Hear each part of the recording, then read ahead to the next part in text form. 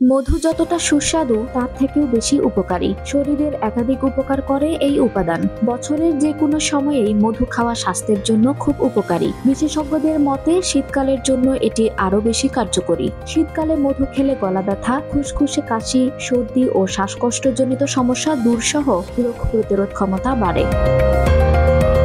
শীতকালে বেশিরভাগ মানুষ সর্দি কাশি ও শ্বাস প্রশ্বাসজনিত সমস্যায় ভোগেন। এই সময় গলা ব্যথা, খুসখুসে কাশি, সর্দি, শ্বাসকষ্টজনিত বিভিন্ন সমস্যা দেখা যায়। চিকিৎসকদের মতে রোগ প্রতিরোধ ক্ষমতা বাড়াতে মধুর জুড়ি নেই। প্রতিদিন সকালে 1 চামচ মধু, 2 চামচ লেবুর রস এবং 1 গ্লাস হালকা গরম পানি পান করলে শরীরের রোগ প্রতিরোধ ক্ষমতা বাড়ে।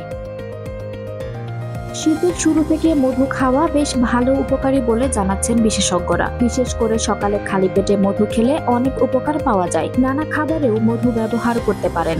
ভারতীয় সংবাদ মাধ্যম এবিপি আনন্দের এক প্রতিবেদন অনুযায়ী চলুন জেনে নেওয়া যাক মধু খাওয়ার নানা উপকারিতার কথা। এনার্জি বাড়াবে। শীতকালে শরীরে এনার্জি অনেক কম থাকে। এমন পরিস্থিতিতে শরীরের এনার্জি ফিরিয়ে আনতে নিয়মিত মধু খাওয়ার পরামর্শ দিচ্ছেন বিশেষজ্ঞরা।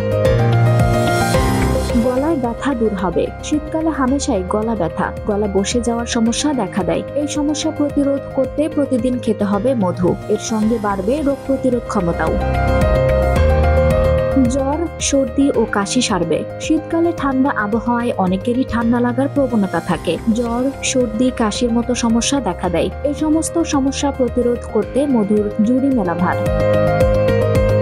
কাটাছেঁড়া দ্রুত সারে। শীতকালে শরীরের কোথাও কেটে গেলে খুব বেশি কষ্ট হয়। ক্ষত দ্রুত সারিয়ে তুলতে মধুর জুড়ি মেলা ভার। এদিকে থাকা অ্যান্টিবায়োটিক উপাদান দ্রুত ক্ষত স্থান সহ পুড়ে যাওয়া স্থান সারিয়ে তুলতে সাহায্য করে।